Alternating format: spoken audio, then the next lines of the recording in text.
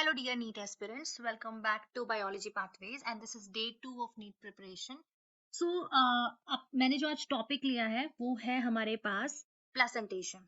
तो देखिए 15 years last 15 years के क्वेश्चन पेपर को एनालाइज करने के बाद जो मुझे पता चला, जो मेरी प्रेडिक्शन है वो ये है कि आपका जो लास्ट 2024 का जो एग्जाम था नीट का, उसमें एक there is one only option that belongs to this topic only and last 5 years में कोई मेन क्वेश्चन नहीं बना है, तो हम एक्सपेक्ट कर सकते हैं कि इस बार प्रेजेंटेशन टॉपिक से एक क्वेश्चन या दो क्वेश्चन आने चाहिए. तो उसी चीज को ध्यान में रखते हुए हम इस टॉपिक को शुरू करते हैं. सबसे पहले हम देखते हैं कि प्रेजेंटेशन का मतलब क्या होता है. देखिए, जब भी हम किसी फ्लावर की ओवरी को देखते हैं तो हमें पता है कि ओवरी जो है फ्लावर के अंदर, ओवरी जो होती है वो आपके पास इस तरीके से, यानी कि ओवरी के अंदर ओव्यूल प्रेजेंट होता है, राइट. तो मान लीजिए कि ये एक ओवरी है और इस ओवरी के अंदर ओव्यूल है ये, राइट. तो ओव्यूल जिस टिश्यू के साथ अटैच होता है, जिस पैरेन्काइमेटस कुशन लाइक टिश्यू के साथ जो अटैच होता है, उसको हम प्लेसेंटा बोलते हैं. प्लेसेंटा बेसिकली ये ओवरी है, दिस इज ओवरी, और ये है हमारे पास ओव्यूल, राइट. तो ओवरी और ओव्यूल का जो कनेक्शन होता है जिस टिश्यू के साथ, उसको हम प्लेसेंटा बोलते हैं. तो प्लेसेंटा की जो डेफिनेशन, प्लेसेंटेशन की जो डेफिनेशन गिवन है एनसीईआरटी में, वो क्या है कि arrangement of ovules within the ovary is known as a placentation. So basically we have to discuss total 5 different type of placentation. तो देखते हैं कि वन बाय वन हम इस टाइप ऑफ प्लेसेंटेशन को विद एग्जांपल्स हम इसको अच्छे से पढ़ेंगे. अलॉन्ग विद दैट मैंने कुछ क्वेश्चंस भी यहाँ पे लिए हैं जो कि प्रीवियस ईयर एग्जाम में पूछे गए हैं. तो the first type of placentation that we are going to deal is marginal type. तो देखिए, मार्जिनल टाइप ऑफ प्लेसेंटेशन की अगर हम बात करें तो जैसा कि ये नाम बता रहा है मार्जिन, यानी कि यहाँ पे जो ओव्यूल प्रेजेंट रहने वाले हैं ओवरी के, वो ओवरी के अंदर जो हमारे ओव्यूल्स हैं वो मार्जिन पे प्रेजेंट रहने वाले हैं. आपने पी पोड देखा होगा, ये देखिए पी पोड है ये, और इसके अंदर इसके अंदर ओवरी की लोकेशन, ओव्यूल्स की लोकेशन आप देखें तो देखिए, तो सबसे पहली बात तो ये है कि ये सूचर है, दिस इज वेंट्रल सूचर. जब हम पोड को ओपन करते हैं तो एक साइड से तो वो क्रैक हो जाता है, ओपन हो जाता है, उसको हम बोलते हैं डोर्सल. लेकिन जिस साइड से वो कनेक्ट रहता है उसको हम बोलते हैं ventral suture. So the first important point here जो कि एग्जाम में आ सकता है, जिसको पूछा जा सकता है, क्योंकि वेंट्रल सूचर और dorsal suture, these two terms are already mentioned in your NCERT book. So obviously, they can ask ki at which side of the ovary of the pea pod the ovules are born, या ovules are present. So this is a ventral suture, right? This is a ventral side of the suture. आप देख सकते हैं कि इसका जो ovary की जो वॉल है, जो मार्जिन है, वहीं पे आपके पास ये ओव्यूल प्रेजेंट है. तो सबसे पहले अब हम बात करते हैं इसके एग्जाम्पल की. अगर हम मार्जिनल टाइप ऑफ प्रेजेंटेशन को देखें तो यहाँ पे जो एग्जाम्पल आएगा वो आएगा सबसे पहले पी, राइट. लर्न कैसे करेंगे? लर्न करेंगे आप एम पी से. एम से है मार्जिनल और पी से है आपके पास पी. इसके अदर एग्जांपल्स क्या है? पी है, केशिया है, केशिया, दूसरा है अकेशिया एंड लर्क्सपर. तो ये आपके पास कुछ एग्जांपल्स हैं. पॉइंट नंबर 2 यहाँ पे जो इंपॉर्टेंट है वो ये है कि आपसे एग्जाम्पल डायरेक्टली पी ना पूछे, आपसे पूछे ऑप्शन में लेग्यूमिनेसी, यानी कि आपके पास डायरेक्टली एग्जाम्पल ना देके उसकी फैमिली पूछ ली गई है, तब भी आप याद रखिएगा उसका ऑप्शन जो है वो leguminosae, marginal type of presentation आने वाला है.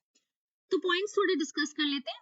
मार्जिनल टाइप में मोनोकार्पेलरी सिचुएशन है ओवरी की, मतलब कि कार्पल सिंगल है, मोनो है, और सिंपल सी ओवरी होने वाली without any septum, without any, we can say any chamber. only single chamber is going to be present.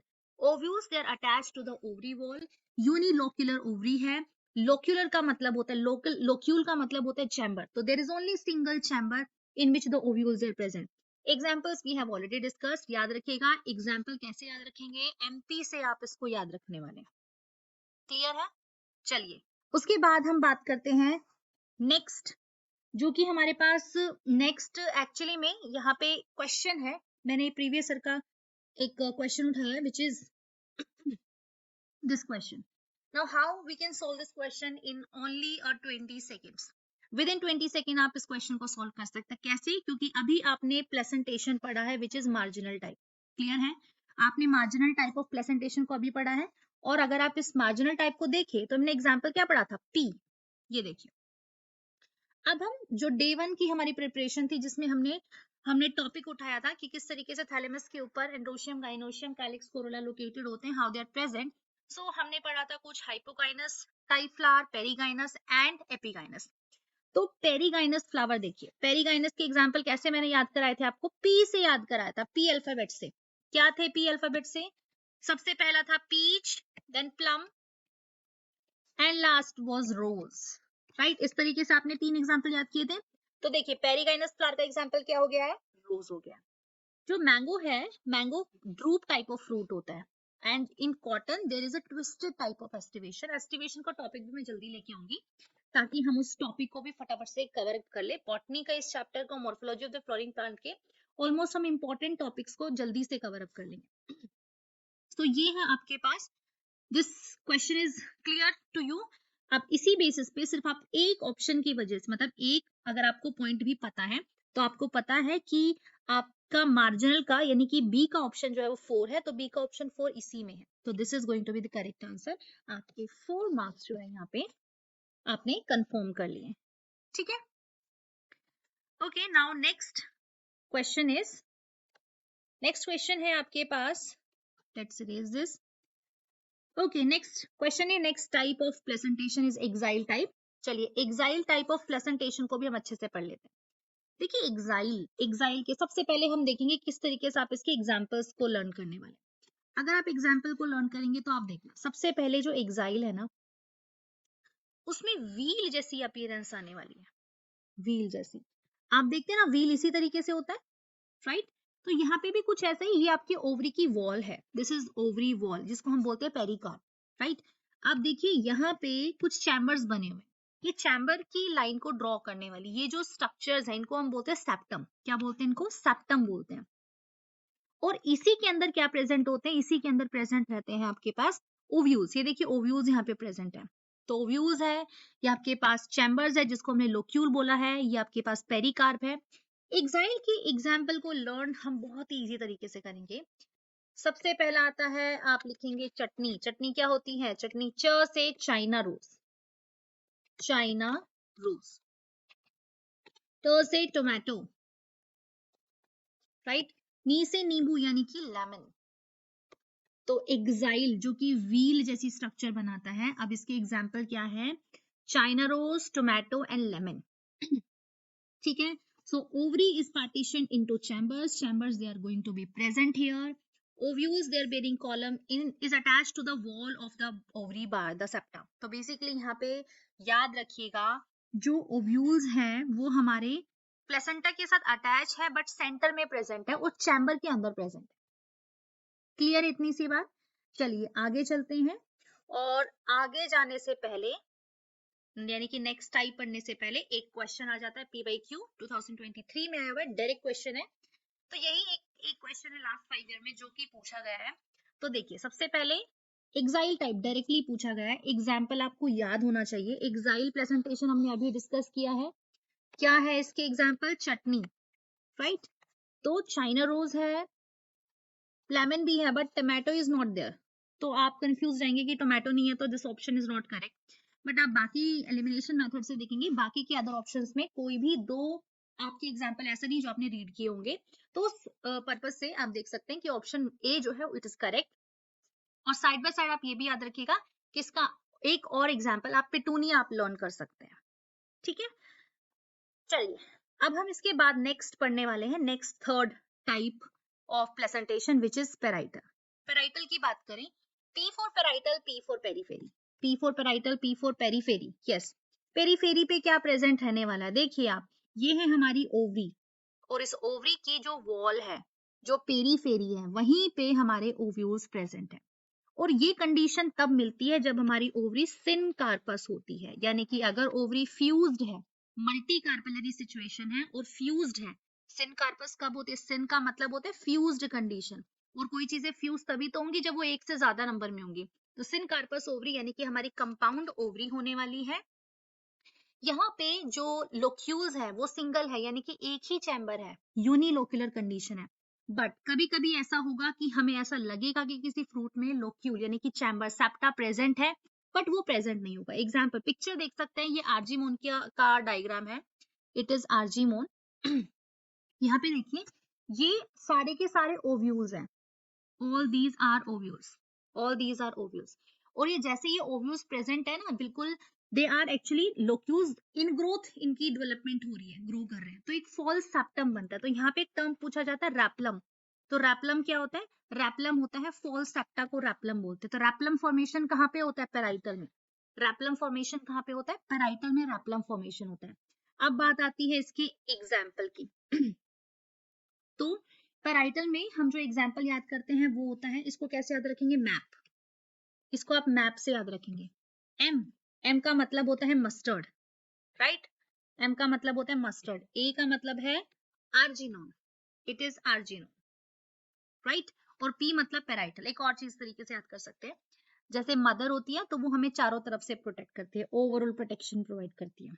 तो मदर से आप लेंगे एम ए वर्ड, माँ वर्ड लेंगे, और पेराइटल के अंदर एम ए, यानी कि पेराइटल टाइप ऑफ प्लेसेंटेशन का एग्जांपल है एम ए, मस्टर्ड एंड आपके पास आर्जिन। तो ये आपके पास एग्जांपल्स हो गए पेराइटल के। उसके बाद देखें, नेक्स्ट हम देखते हैं free central type of placentation. Fourth जो हमारा free central type of placentation है, सबसे पहले मैं उसके एग्जांपल आपको लर्न कराती हूँ, बहुत ही इजी।